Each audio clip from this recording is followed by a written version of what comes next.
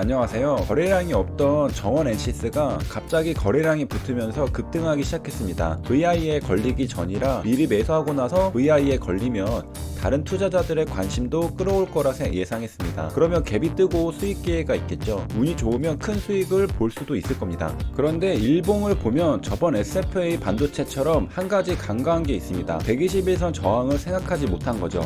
매수한 시점은 121선 저항과 캔들이 붙는 지점입니다. VI에 들어갔습니다. VI가 풀렸습니다. 갭이 떠서 시작했죠. 뒤늦게 따라붙은 투자자들로 인해 가격이 오른 것으로 보이죠. VI 이후에는 매도하는 게 보통 상책입니다. 그런데 못 파는 이유는 욕심 때문이죠. 혹시나 여기에서 추가 급등해서 상한가 가지 않을까? 이런 헛된 기대감이 매도하지 못하게 합니다. 왜? 나는 밑에서 잡았거든요. 그래서 안전하다고 느끼는 겁니다. 적어도 VI 직후에는 정원 NCS에서 손실을 볼 거란 상상을 할 수 없었습니다. 설마 밑에서 잡았는데 버틴다고 손실을 보겠어? 내려와도 평단 부근에서 팔면 된다고 생각했습니다.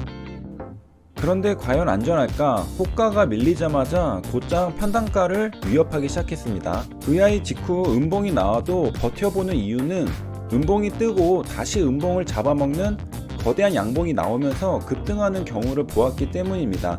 하지만 시원하게 상승하지 못하는 모습을 보면 마음이 다소 불편하긴 합니다. 보통 제대로 매수했다고 생각하는 종목은 마음이 편안하고 기대감을 갖게 합니다. 하지만 보통 잘못 매수했다고 생각하는 종목은 마음이 불편하고 떨어지지는 않을까 걱정하게 합니다. 그런데 왜 못 파는가? 혹시나 만약에 급등할 수도 있거든요. 적당히 먹고 매도해야 하는데 욕심에 매도하지 못했던 겁니다. 욕심이라는 건 무지에서 발생합니다. 왜? 만약 정원 NCS가 떨어져서 내 평단가 밑으로 내려갈 걸 알았다면 분명 VI 직후 매도했을 겁니다. 그런데 몰랐기 때문에 매도하지 않고 버텼다가 손실을 본 것이죠. 알면 버티지 않습니다. 알면 매도합니다. 모르기 때문에 만약에라는 가정법을 앞세워 더 높은 수익률을 보는 상상을 하게 만드는 것이죠. 그래서 수많은 공부가 필요한 겁니다.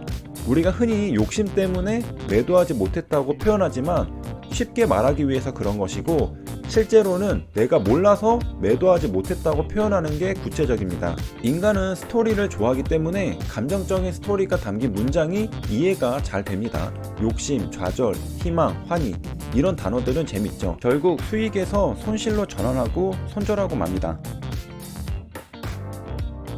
정원 NCS는 윤석열 관련주입니다. 대선 테마는 인맥주와 정책주가 있는데요. 정원 NCS는 윤석열 관련주 중에서도 인맥주가 아닌 정책주죠. 윤석열 전 검찰총장은 공정경제 공약을 구상하고 있다고 합니다. 공정경제란 무엇인가? 모든 경제 주체가 일한 만큼 정당한 보상을 받을 수 있고 대등한 위치에서 경쟁할 수 있는 경제 구조를 만드는 정책이라고 합니다. 문재인 정부는 3대의 경제 정책을 가지고 있는데요.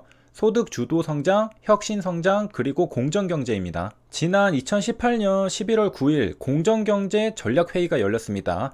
뒤에 공정경제 전략회의라고 적혀 있습니다. 문재인 대통령과 백종원 대표도 보입니다. 공정경제와 정원 NCS는 무슨 관련이 있는 걸까? 반기보고서를 보겠습니다. 사업의 내용을 보면 시스템 통합 SI가 등장합니다.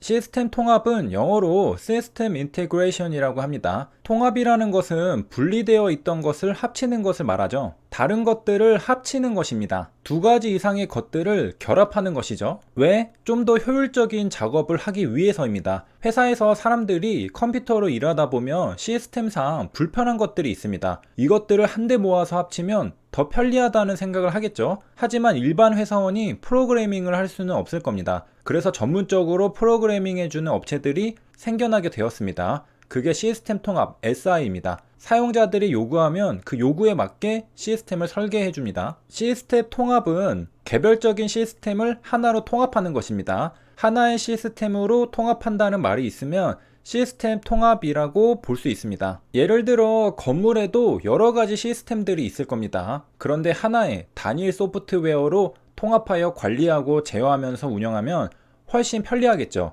이런 통합 시스템이 바로 시스템 통합입니다. 예를 들어 전력 시스템, 조명 시스템, 소방 시스템, CCTV 시스템, 출입 통제 시스템, 엘리베이터 시스템 등 여러가지 단일 시스템이 건물 안에는 있을 겁니다. 이런 시스템을 한데 모아서 제어할 수 있다는 것이죠. 한데 모으니까 빌딩 운영 관리에 통합화를 이룰 수 있습니다. 편리하겠죠? 이렇게 한데 모아서 시스템을 관리하고 필요하면 관리자 스마트폰으로 알람을 전송해 줄 수도 있습니다. 건물에서 문제가 생기면 SNS가 전송되는 것이죠. 방제실은 막을 방에 재앙제를 씁니다. 그러니까 재앙을 막는 방이라는 뜻이 방제실이죠. 그러니까 재해를 감시하는 곳입니다. 모니터링 센터죠. 건물에는 방제실이 있습니다. 그런데 재해는 엘리베이터에서 발생할 수도 있고 주차장에서 발생할 수도 있고 건물 어디선가 불이 날 수도 있죠. 정말 다양한 곳에서 사고가 발생할 수 있습니다. 이것들을 통합하여 관리하기 위해 필요한 게 시스템 통합 SI입니다. 그리고 관리자가 자리를 비워도 이런 사고가 발생하면 관리자의 스마트폰으로 SNS를 전송하여 즉각 알 수 있게 됩니다. 만약 건물 내 다양한 시스템들이 각각 분리되어 관리되고 있었다면 정말 복잡하고 실제로 관리도 안 될 겁니다. 그런데 통합하는 시스템이 있으니까 이제 간편해지죠.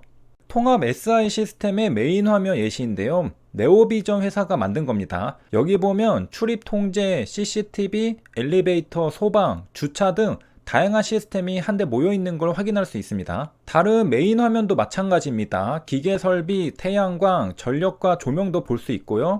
지진 감지도 하면서 심지어 원격 제어도 할 수 있습니다. 이러한 통합 시스템은 사용자들의 요구에 따라 만들어서 제공하는 겁니다. 이러한 통합 시스템을 만드는 업체들을 SI 업체라고 하는데요. 중소 SI 업체들이 공정경제로 인해 수혜를 받을 수 있을까 기대감이 있다고 하죠. 왜 중소 SI 업체들이 수혜를 받을까? 보통 공정경제라고 한다면 대기업을 견제하는 방향으로 이루어집니다. 지난 반세기 동안 우리 경제는 중소기업이 부품을 납품하고 대기업이 이를 바탕으로 완제품을 만들어 수출하는 대기업, 중소기업 간 분업구조를 기반으로 고속성장을 이루었습니다. 그런데 이 과정에서 대기업과 중소기업 두 성장의 주역에게 성장의 혜택과 과실이 균등하게 분배되지 않았다고 합니다. 예를 들어 대기업이 일감을 몰아주는 방식으로 소속 자회사를 키우는 과정에서 중소기업에게는 정당하게 경쟁할 기회가 주어지지 않았다고 하죠. 그러다 보니 중소기업은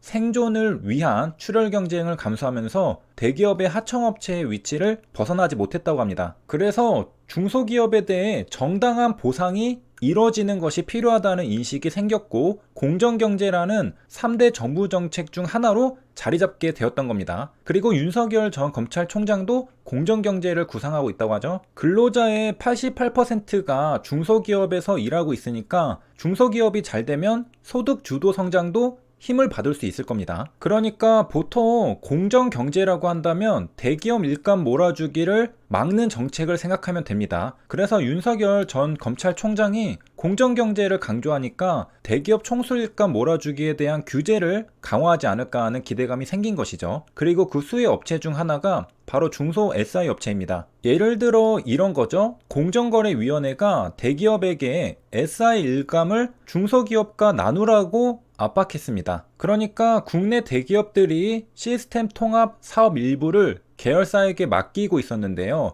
대기업 입장에서는 자회사가 통합 시스템을 더 잘 만들어서 맡겼을 수도 있고요. 자회사가 대기업 그룹 사정을 더 잘 알고 그에 맞는 맞춤 시스템을 더 잘 만들어서 맡겼을 수도 있고요. 대기업 그룹 안에서만 공유해야 할 민감한 시스템이라서 자회사에게 맡겼을 수도 있습니다. 그런데 관점에 따라서는 이건 자회사 일감 몰아주기라고 생각할 수 있죠. 그래서 공정거래위원회가 대기업에게 SI 사업 일부를 계열사가 아니라 외부 업체에 넘기도록 압박하고 있다고 합니다. 일감 나누기 하라는 것이죠. 공정거래위원회의 공정, 공정경제의 공정, 일감 몰아주기와 일감 나누기, 그리고 그 중심에 중소 SI 업체가 있습니다. 그래서 공정경제라는 키워드가 나오자마자 중소 SI 업체들이 부각되었던 것이죠. 공정 경제를 실현시키면 그 과정에서 중소 SI 업체들은 수혜를 받을 가능성이 높아지죠. 그러나 대기업 입장에서는 SI 일감을 외부에 개방하기 어렵다는 주장도 나옵니다. 세 가지 이유인데요.